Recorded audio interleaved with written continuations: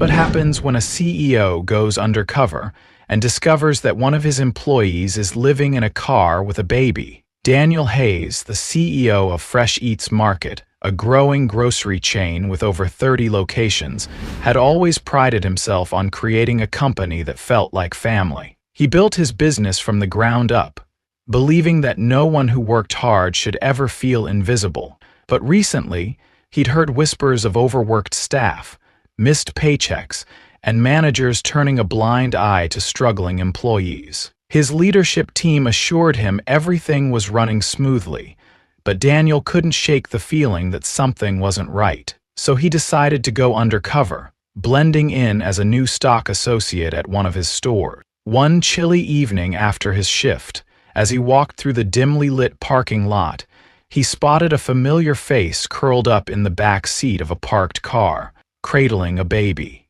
What he saw that night would change everything, and the very next day he made a decision no one saw coming. A CEO secretly tested an employee's loyalty by offering her double her salary to betray the company. Sarah Martinez, a homeless single mother living in her car with her baby, worked tirelessly at Tech Vision while studying coding during breaks. Despite her desperate circumstances, her response to the tempting offer revealed something extraordinary about human character. The fake job offer included $75,000, 0 cents annually, comprehensive health benefits, and a housing program. Everything Sarah desperately needed to provide stability for her child. All she had to do was share insider information about her current employer. Her decision in this moment would determine not just her future, but reshape an entire corporate culture. James Jin was not the kind of CEO you'd expect to find unpacking boxes in a back room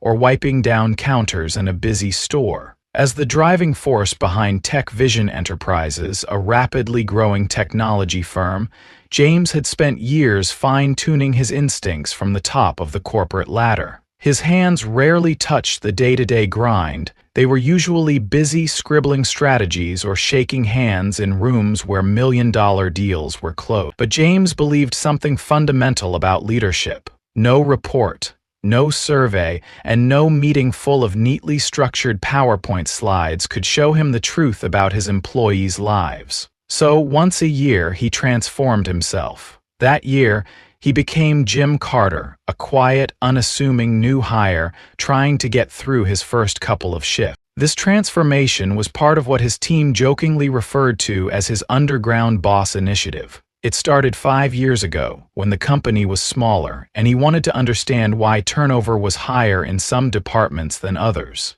The disguise wasn't flashy, just simple pragmatism. He shaved his immaculate goatee and traded his custom-tailored suits for loose, second-hand uniforms. He once described the process to his assistant as peeling away the CEO version of meat, and it was effective. From the moment he walked through the rusty doors of the warehouse that morning, no one looked at him twice. To his trainers, he was just another late-30s guy trying to keep up, and it hadn't always been easy for him to adjust. Jim Carter didn't have the luxury of ergonomic chairs or assistants rushing in with a coffee every hour. Every box he lifted or pallet he hauled gave James a new appreciation for the physical toughness his employees exhibited daily. By the end of his second shift, his forearms ached and his legs felt like he'd run a marathon. But even more surprising to him than the physical strain was the conversations he overheard. Employees vented quietly as they stacked inventory. Some worried about childcare falling through. Others whispered about overdue rent. It wasn't dramatic, just bits and pieces he caught in the hum of the workspace, but it was enough to remind him why he started this initiative in the first place. To uncover what couldn't be found in an HR file or a spreadsheet. James noticed patterns quickly. At one point during the first week, while clocking in on an aging computer system, he watched as a group of employees handled a minor scheduling crisis without managerial intervention. What struck him wasn't simply that they fixed the problem, it was the teamwork, the unspoken rhythm that allowed them to function even when the tools they had were outdated. He scribbled the observation into a small notepad he carried in his back pocket, disguised as notes from a new hire needing reminders. Every day brought something unexpected, but not everything left him satisfied. Small inefficiencies popped up like weeds, time wasted on systems that broke down or schedules that didn't account for the human factor. He started mentally tallying the disconnects between what corporate offices expected and what field-level staff could reasonably deliver. Studies on undercover workplace initiatives had long proven their worth, showing that leaders often missed out on the hidden strengths and challenges brewing under surface. James Ginn knew this intellectually beforehand, but seeing it up close was a different matter. Decisions made from 40 stories up, it turned out, could often miss what mattered most. It was during his third week in the role that Jim Carter first noticed Sarah Martini. If the warehouse had an engine keeping its gears turning, Sarah might have been its spark plug. She was everywhere, checking inventory, helping interns, and somehow steering small crises back to smooth waters with quiet efficiency. She didn't speak much beyond what the job required, but James thought there was something unusual about the way she worked.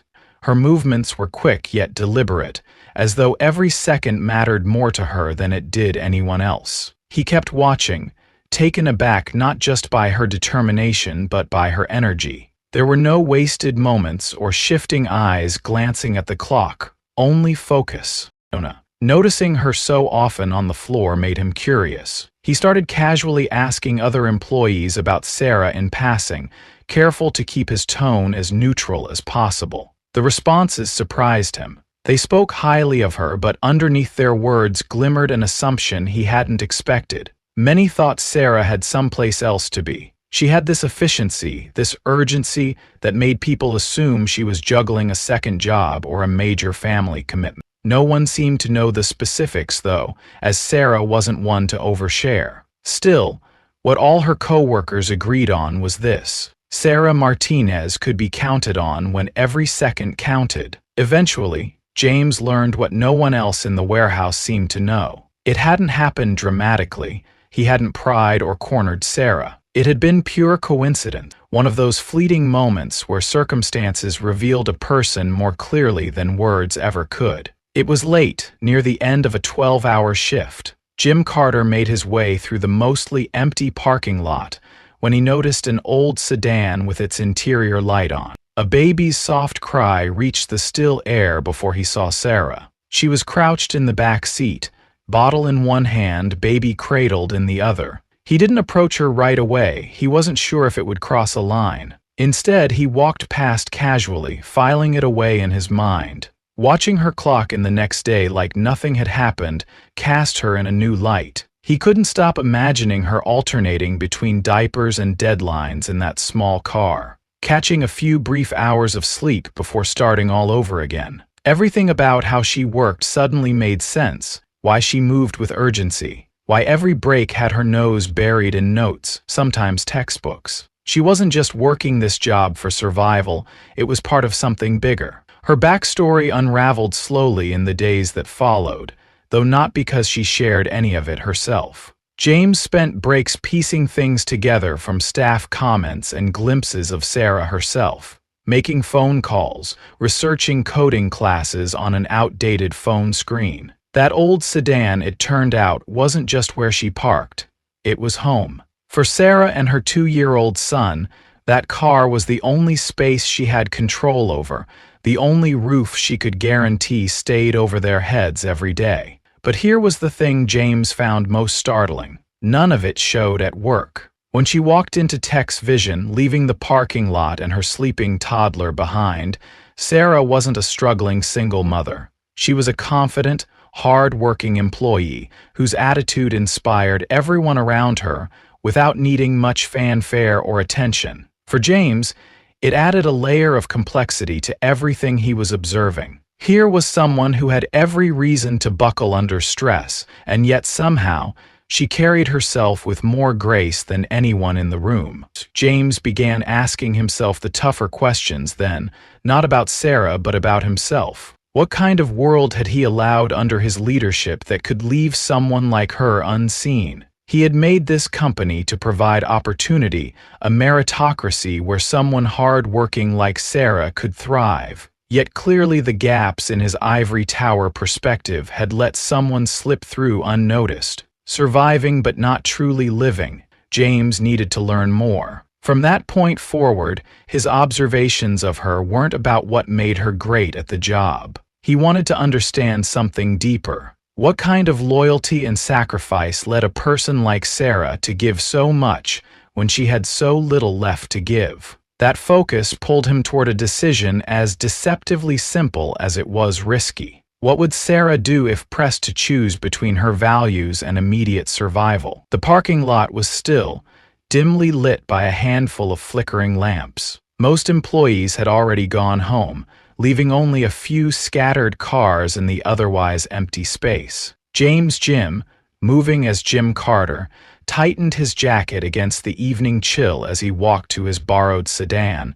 the one he'd been using to complete his undercover stint. That's when he saw it. A soft light glowed from the interior of an older car parked just a few rows away. The faint outline of someone moving inside caught his attention. Curious but cautious, he slowed his pace, peering through the dark. It didn't take long to recognize Sarah Martinez, the employee whose drive and precision at work had quietly impressed him in recent weeks. She hadn't noticed him. Her focus was entirely on the baby she cradled in her lap, a small bottle in one hand, guiding it gently as the cries from earlier faded into quiet contentment. From where he stood, James could see the back seat arranged with the kind of resourceful organization that suggested this wasn't just a temporary setup. Blankets were folded neatly on one side, a few baby toys tucked into what used to be a cup holder. A diaper bag rested precariously on the edge of the seat, alongside a thermos that was likely filled with water for mixing formula. Everything was deliberate,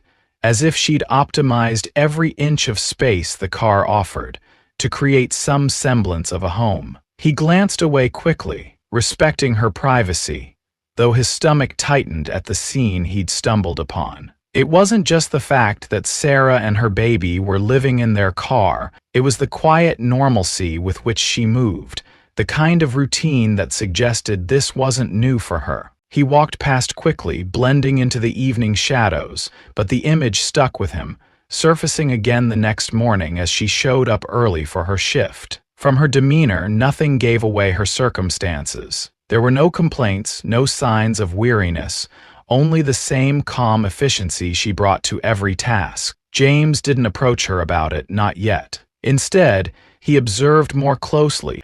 Over the next few shifts, he saw her slipping out on breaks to her car instead of the break room. She'd return 15 minutes later, her expression focused, ready for whatever the job demanded. At first glance, none of it seemed unusual, until he pieced together the pattern. Those moments in the parking lot weren't just breaks.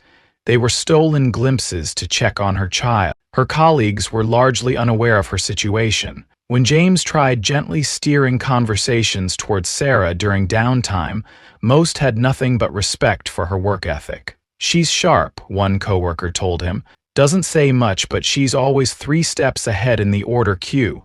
Makes the rest of us look kind of lazy, to be honest." Another added quietly, "I think she's got a lot on her plate at home. She doesn't talk about it, but it's like you can just tell sometimes, you know?" If anyone suspected the extent of her challenges, they didn't share more.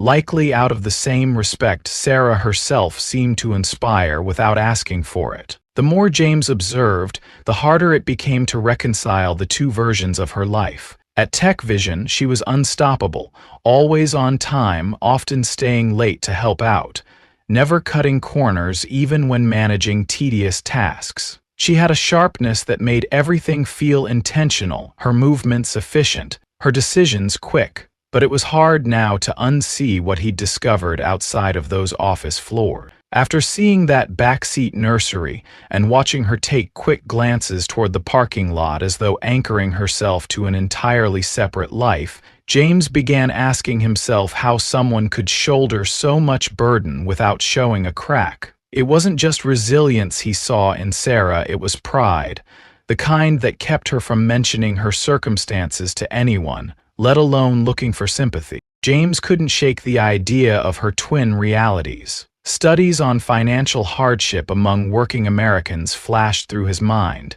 It wasn't uncommon, after all. Research had shown that nearly 30% of working adults struggled to afford housing, even with full-time employees. Even those claiming to prioritize employees weren't equipped to address these quieter struggles. It was one thing to offer competitive salaries and benefits on paper. It was another entirely to understand how many people in cubicles, warehouses, or front desks were silently battling conditions like Sarah's. Employers often miss those signs, relying instead on the visible metrics: performance scores, absences, formal complaint. Sarah, with her spotless record and upbeat attitude, would never have raised a flag even as she navigated life in survival mode. For James, this realization brought with it a growing sense of responsibility. He'd built this company under the belief that talent and hard work would be rewarded, that dedication to the team would be met with opportunity. But Sarah represented a blind spot, a face among many that leadership could easily overlook while claiming everything was fine.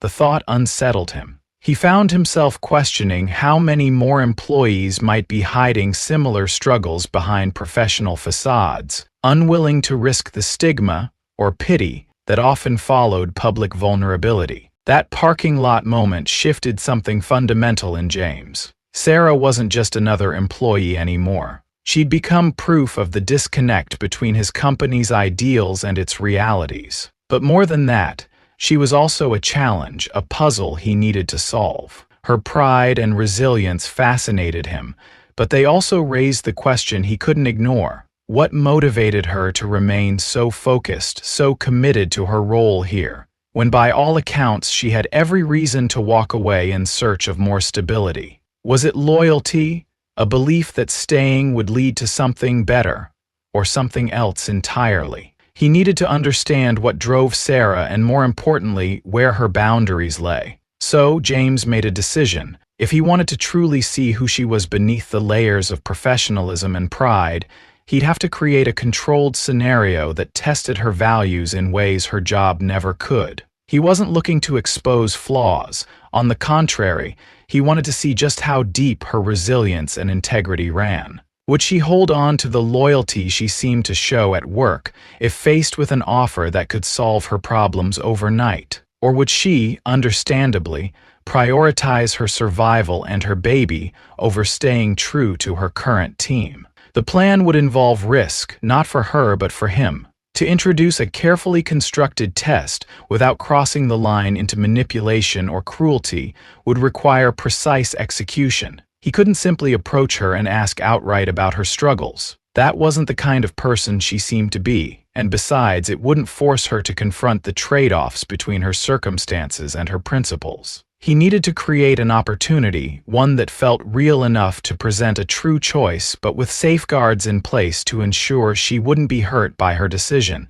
no matter which way it went. With his mulled over the details, James couldn't help but wonder, what would Sarah do if she thought no one was watching? Her answer, he suspected, would define more than her immediate challenges. It would reveal the deeper truths about loyalty, character, and whether integrity could survive in the face of hardship. The offer arrived neatly folded in a crisp Innovate Corp letterhead, its edges pristine and its contents far too tempting to ignore. Sarah found it slip subtly into her locker, a sealed envelope that might as well have held the answer to her every prayer. Double her current salary, a housing program designed to move her out of her car and into an apartment with space for her child to grow. Medical and child care benefits that extended beyond the bare minimum her current job offered. It was everything she'd been chasing for months during those late-night coding classes in the cramped back seat of her car.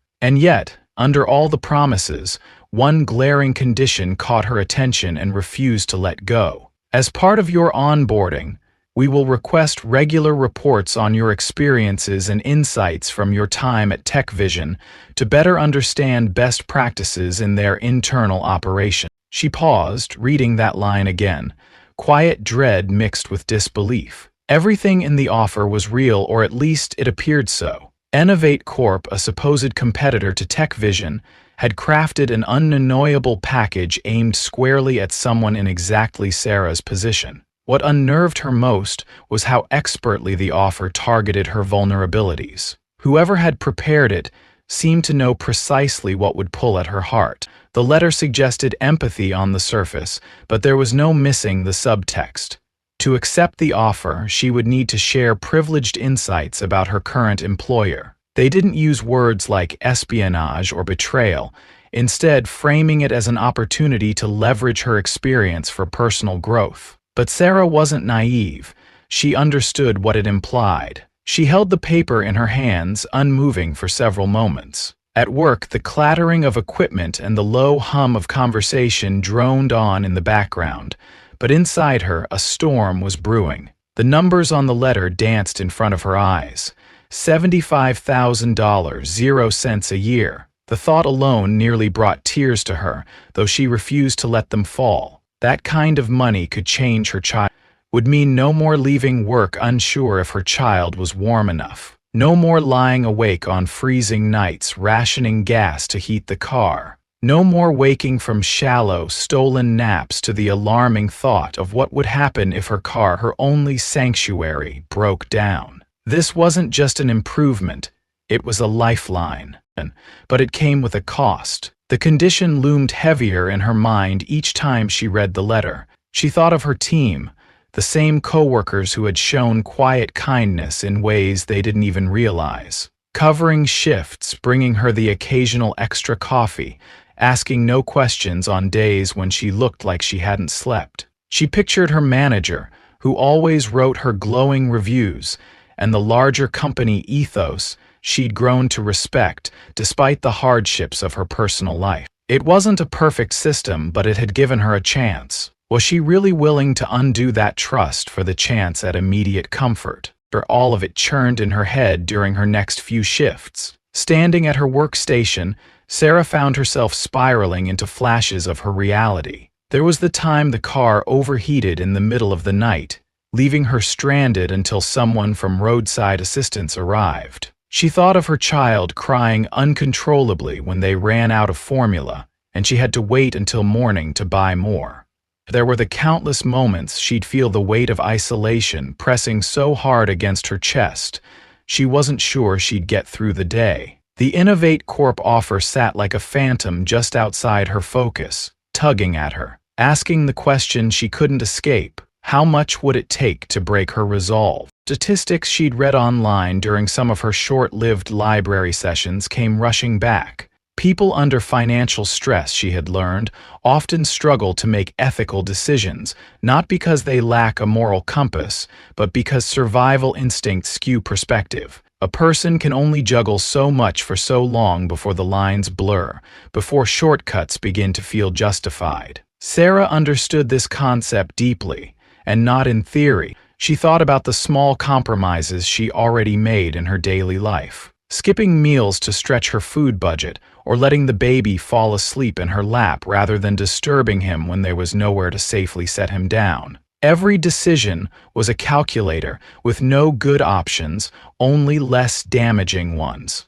The Innovate offer, though this wasn't just a calculation, this was a reckoning, and it was terrifying because of how easy it would be to justify saying yes. If she took it, she could rationalize it 1,000 ways. I'm doing it for my kid, it's just business. I won't know these TechVision coworkers forever anyway. The excuses practically wrote themselves. But Sarah also knew that going down that road would mean losing something she couldn't easily replace. The quiet pride she carried every day, the belief that even as circumstances broke against her, she had stayed true to who she was. The memory of one specific evening surfaced.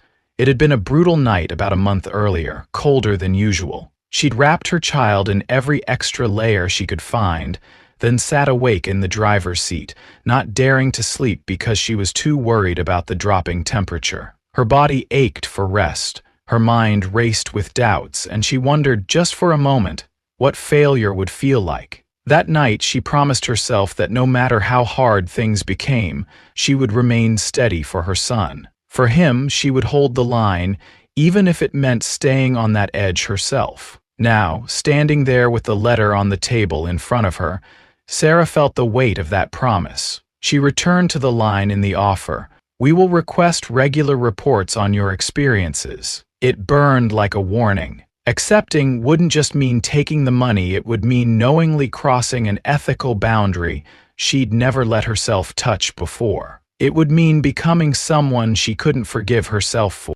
Slowly, deliberately, she folded the paper neatly, pressing down on the creases to ensure it wouldn't reopen, as if sealing her decision with her own hands. When she handed the letter to the assistant who had delivered it a few days later, her voice was clear though quiet. "Thank you," she said steadily, "but I'm not interested." For the first time in what felt like weeks, Sarah walked away from the situation lighter than she'd ever imagined. Part of her still felt the ache of saying no to so much security, knowing she'd likely spend yet another night in that parking lot out in the cold. But another part of her, stronger, deeper, felt something much greater than the weight of her hardships.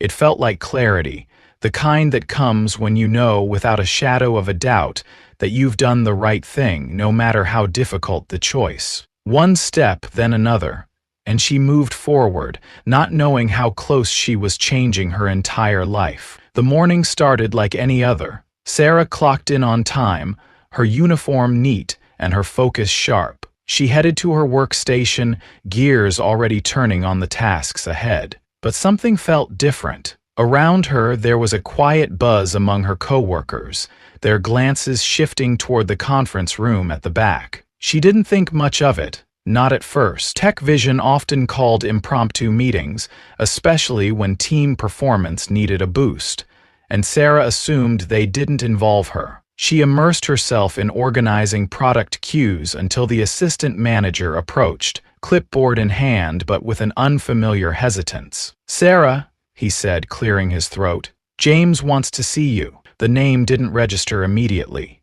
James. She only knew a Jim Carter, quiet, helpful, a little awkward, just another guy hustling like everyone else. Maybe this was someone higher up, someone she had yet to meet. Regardless, she nodded and followed. Her footsteps echoed lightly as they walked. The assistant manager said nothing further, simply gesturing when they reached the conference room door.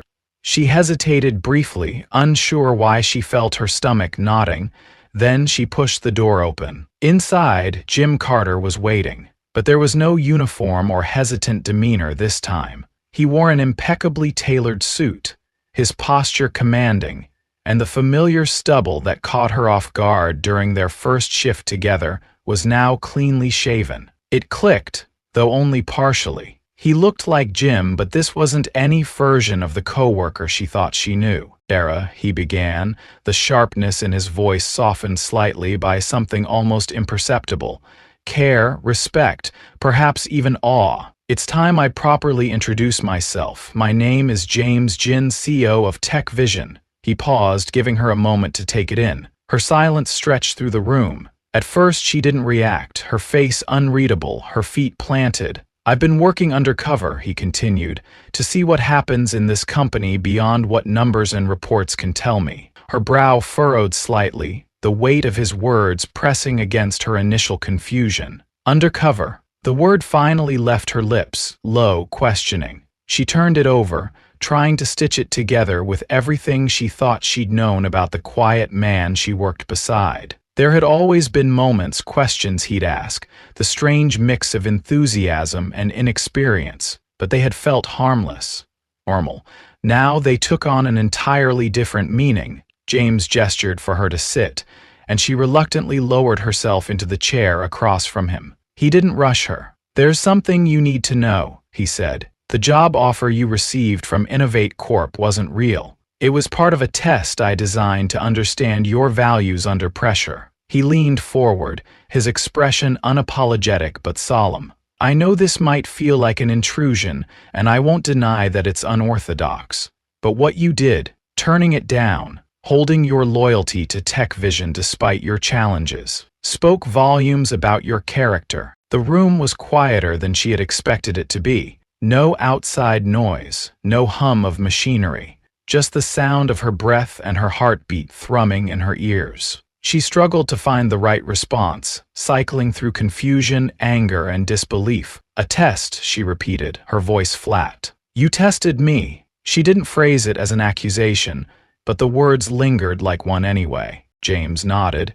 He stayed calm, his tone measured. "I understand why this might feel invasive, Sarah, and I won't pretend to understand everything you're going through.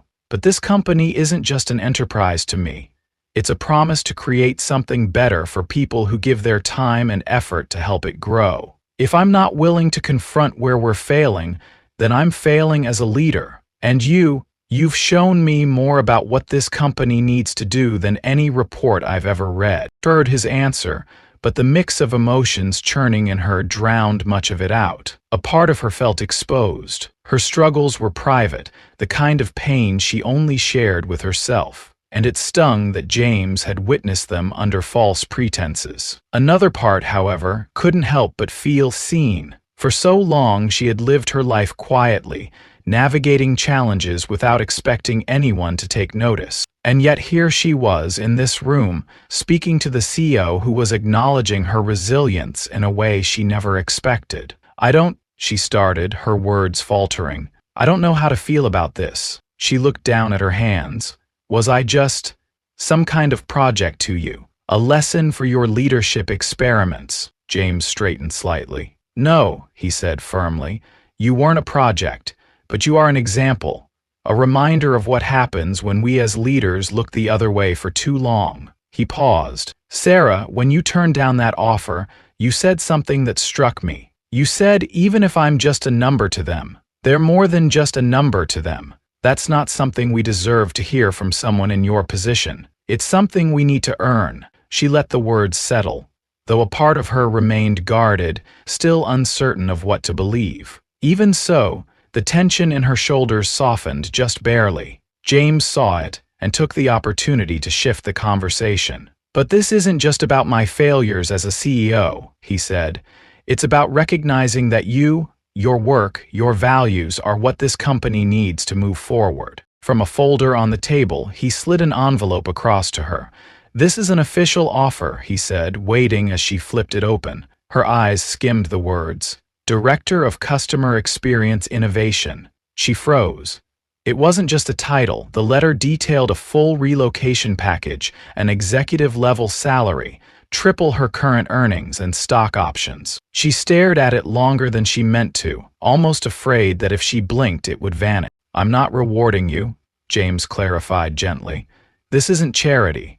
This is recognition of the strength, dedication, and integrity you've shown, even when the odds were stacked against you. You're not just part of this company's future, Sarah. You're a driving force in shaping it." The weight of the moment was crushing in its enormity. She struggled to process the sudden shift, from living in the shadows to being asked not just to step into the light, but to lead others there. "Why me?" she finally asked, her voice tinged with disbelief. "There are better candidates, people with the right degrees, the right experience." "'Cause you've lived it," James replied without missing a beat. "You know what it's like to work hard in difficult situations, to feel invisible. And I trust that you'll take this opportunity to support others who need the kind of second chance you've earned for yourself." The humility of her reaction struck James as much as her loyalty had. She didn't smile, she didn't cry, she didn't immediately accept. She simply nodded, her fingers brushing over the offer letter, as if grounding herself in the reality of it. "Okay," she whispered, more to herself than to anyone else. "Okay." When she finally stood and shook James's hand, the glimmer of determination in her eyes was undeniable. It was clear that the reality of her new role hadn't fully settled yet, but one thing already felt certain. Sarah Martinez wasn't just accepting a promotion, she was stepping into the chance to shape a system that could change lives, starting with her own. James watched as she walked out of the room, firmly in hand. For the first time, Sarah knew her story was no longer about survival. It was about building something better, for herself, her child, and the countless others still waiting to be seen. Sarah's first day in her new role as Director of Customer Experience Innovation began quietly, but it didn't stay that way for long. Sitting in her office, a space far removed from the bustling warehouse floor, she spread out a small stack of index cards across her desk. Each card contained words or phrases she had jotted down over the years, ideas that had kept her motivated while she struggled to stay afloat. Words like housing, childcare, and opportunity stared back at her, not as abstract concepts but as pieces of her story. She thought about those nights spent in her car, balancing her son's needs with her determination to give him more than survival. Now, sitting in a position she never imagined she'd hold, those cards took on a new meaning. They weren't just her experiences, they were a blueprint. The Second Chance program was born from those cards, and the question Sarah couldn't stop asking herself: how many others within the company were fighting silent battles she had once known too well? Employees with their own versions of cold parking lots, missed meals, and impossible choices. She envisioned a program that wouldn't just help people survive hard times, but would lift them past those struggles entirely. It would be a true lifeline, a network of support designed to meet employees exactly where they were and help them move forward. Her initial outline for the program was ambitious, even by her own standards. It would provide housing assistance for those unable to secure stable living situations, emergency childcare for parents juggling their shifts with unpredictable schedules, and financial counseling to help employees regain control over their money. But what made the initiative different wasn't just the services it promised. The program would be built on collaboration with local partners, shelters, childcare providers, even banks willing to provide responsible lending solutions. Sarah didn't want temporary solutions. She wanted root stability and opportunities people could rely on. She also included a pay-it-forward element, where employees helped through the program could eventually volunteer to mentor others, creating a culture of shared strength and encouragement. Still, the reality of implementing her vision hit quickly. During her first presentation to TechVision's executive board, Sarah encountered resistance, some of it unspoken, some of it blunt. Several raised concerns about costs, questioning whether the program was scalable. One executive leaned back in the chair and said, "I understand the intention, Sarah, but we can't run this place like a charity." Others pushed back on the logistics, pointing out that tailoring benefits to individual needs would be an administrative nightmare. Sarah expected these challenges. The numbers were big, and the process would take time. But she had come prepared. "This isn't charity," she said steadily, meeting their skeptical gazes. "This is investment. Investment in the long-term well-being and productivity of our workforce. When employees don't have to worry about where they sleep or how they'll pay their medical bills, they perform better. They stay longer.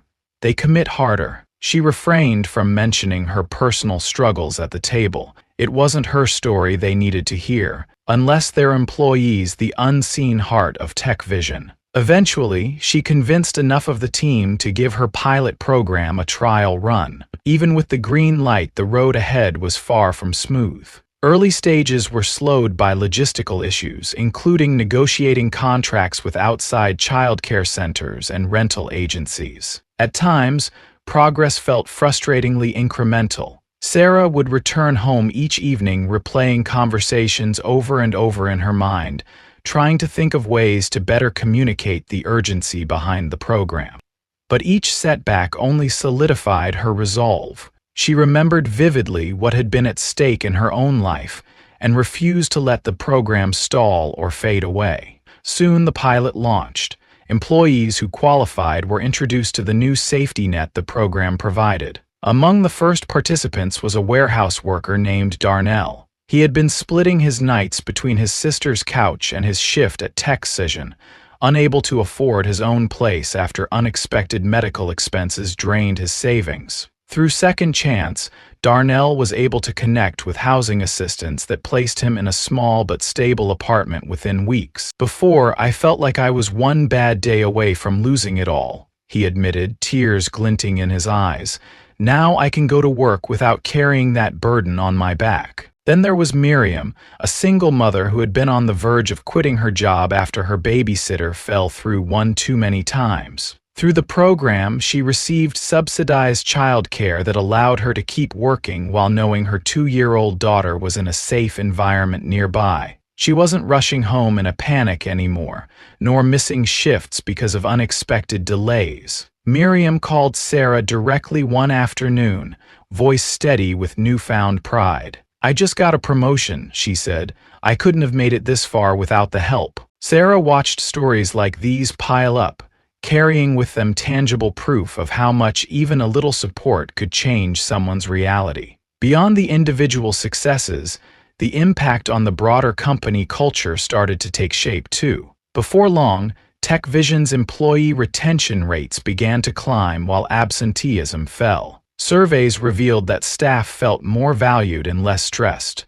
and the overall morale noticeably improved. It wasn't just about the numbers, though. For Sarah, the real triumph was watching employees' confidence grow as they realized they had an entire system rooting for them. Our industry data supported her instincts. Research demonstrated that companies offering robust employee support programs often benefited from increased loyalty and productivity. In one study, organizations that provided housing assistance saw turnover reduced by as much as 40%, while those with childcare subsidies reported higher rates of job satisfaction. The numbers echoed what Sarah already knew. When businesses invest in their people, the return is immeasurable. Months later, Sarah found herself standing at the front of TechVision's annual shareholders meeting. The accomplishments of the program now spoke for themselves. A sleek presentation displayed rising employee satisfaction scores, testimonials from workers like Darnell and Miriam, and even projections showing long-term savings for the company by retaining talented workers who might have otherwise had to leave. As Sarah wrapped up her presentation, outlining next steps to expand the initiative, the room erupted into applause. It wasn't the polite kind of clapping reserved for formality. It was the genuine kind, driven by shared conviction.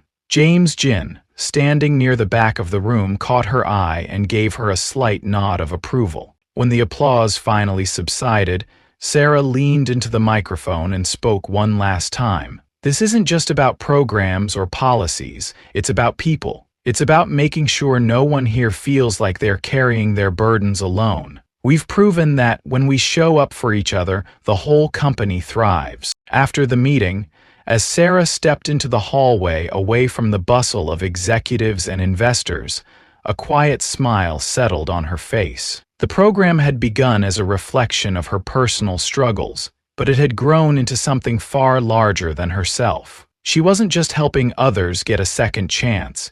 She was building a culture that ensured no one would have to face what she had faced alone. That day marked a turning point not only for those who benefited from the program, but also for the company itself. 5 years later, Sarah Martini stood in the large boardroom of TechVision's headquarters, her voice steady as she presented the data on the Second Chance program's impact. She addressed rows of shareholders and executives, detailing how the initiative had transformed lives across the organization. Behind her, the numbers filled the screen. Over 300 employees had participated in the program since its launch. Of those, 94% remained with the company, a retention rate nearly unheard of in the industry. Beyond that, 68% of participants had been promoted within 18 months of entering the program, underscoring the lasting value of providing genuine support. These weren't just statistics,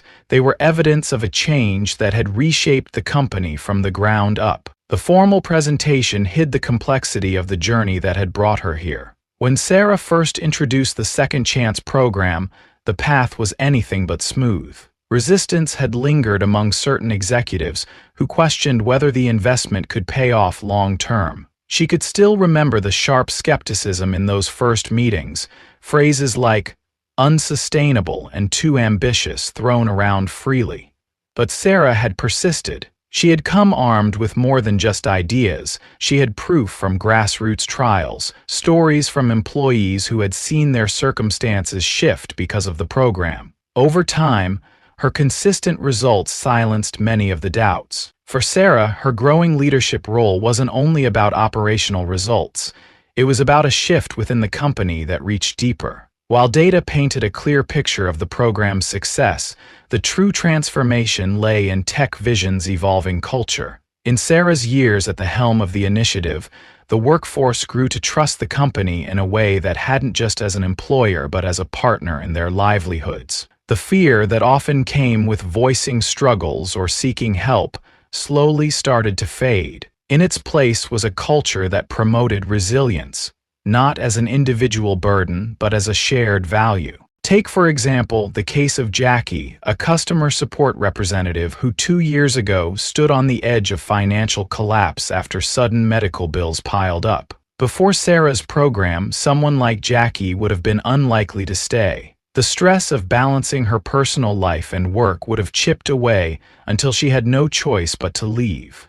Instead, through the emergency financial counseling offered under Second Chance, Jackie found a structured way to regain control over her finances. This past year, she not only stayed with TechVision but received Employee of the Year recognition for her exceptional service. For the first time, Jackie admitted, in one of the program's feedback sessions, "I don't feel like I belong." Stories like Jackie's weren't rare anymore. Employees who had benefited from the program often spoke at company-wide town halls, sharing how the support they received allowed them to focus on their work. Sarah had crafted this platform intentionally, believing that by hearing these experiences, executives and entry-level employees alike could see what trust looked like in action. The ripple effects became hard to ignore. Over time, even the naysayers among the leadership began to view employee well-being as more than just an HR talking point, was now integral to the company's strategic success. None of this happened overnight, James Ginn reflected privately, watching Sarah at the meeting. The man who had once been the architect of TechVision's growth now saw himself as its outgoing steward, ready to pass the baton to someone who carried forward not just the company's vision but its soul. Years earlier, when he had first gone undercover, he had sought answers about the gaps in his leadership, blind spots in his understanding of the people who worked. He never imagined that his decision to spend 3 weeks disguised as a line worker would lead to Sarah's rise, or a cultural revolution within the company. It was never about a single test, James would explain to close colleagues when recounting his experience. It was about what I learned when I stopped looking at employees as roles to be filled and started seeing the individuals behind those roles. Sarah wasn't a project or an outcome, she was the wake-up call we needed. Her integrity reminded me of what leadership should actually look like. Now, as he prepared to retire and step fully away from the company he built, James's pride in what TechVision had become was unmistakable. Under Sarah's leadership, the company had seen consistent growth, not just financially, but in terms of public perception. They were now lauded as pioneers in a new wave of corporate responsibility, with other firms looking to replicate their second chance framework. Industry leaders wrote articles praising the impact of value-driven leadership, using TechVision as a model of what could happen when a company prioritized people over short-term metrics. Research supported this shift. Studies had shown that companies that invested in employee-centric programs often saw returns in unexpected places: brand reputation, productivity, even innovation. A report released the previous year highlighted that TechVision wasn't just retaining workers, they were attracting top talent from competitors. The collaborative culture Sarah had built wasn't just appealing to job seekers, it inspired those already inside the company to take pride in where they worked. Loyalty and trust, concepts that had once seemed intangible, were now measurable pillars holding up the organization. By the time James formally nominated Sarah to succeed him as CEO, it wasn't a shocking decision. Executives and board members alike saw it as the natural continuation of what had already taken shape. Sarah, however, didn't treat the announcement as inevitable. When James approached her to ask whether she'd accept the nomination, her initial reaction was an overwhelmed silence. In many ways, She still saw herself as the woman working double shifts between coding classes, trying to keep her baby warm during long nights in the car. The thought of stepping fully into such a massive role felt daunting. "When you waiting?" she asked James, not for the first time, but his answer never wavered. "Because you've shown that leadership means more than decisions on a spreadsheet. You've transformed this company by proving that we thrive when we invest in people. That's the leadership we need, someone who not only knows the challenges but also understands that every challenge faced with empathy strengthens us all." When Sarah finally stood on stage at the annual shareholder meeting, accepting the nomination officially, she did so with measured confidence. The room's applause was deafening. Directors, employees, investors, all standing in recognition not just of her accomplishments, but of what her leadership represented. "This company didn't change because of one person," she said, addressing the crowd. "It changed because enough of us believed in something larger. The idea that every obstacle can be an opportunity, and every life we impact has a ripple effect we may never fully see." As Sarah stepped off stage, her thoughts turned to the road ahead. She thought of the employees she had yet to meet, the challenges that would undoubtedly arise. But most of all, she thought of what this company had already proven, that empathy wasn't an accessory to success, it was its foundation. The company Sarah had inherited, built by the decisions of James Ginn and the persistence of people like her, was no longer rooted in blind ambition. It was now a testament to what happens when leadership doesn't just demand results but fosters resilience, trust, and hope. Empathy and integrity transform not just Sarah's life but the entire culture of Tech Vision. What started as an undercover effort to uncover operational blind spots became a lesson in the power of values-driven leadership. James Ginn's encounter with Sarah revealed that leadership isn't just about performance. It's about empowering people who persevere against extraordinary odds. Sarah's decision to stay loyal when faced with immense hardship reshaped the company, proving that ethical choices can build legacies. Think of your own workplace. Where are opportunities to lead with empathy, to give someone their second chance? Sometimes those chances lead to extraordinary change.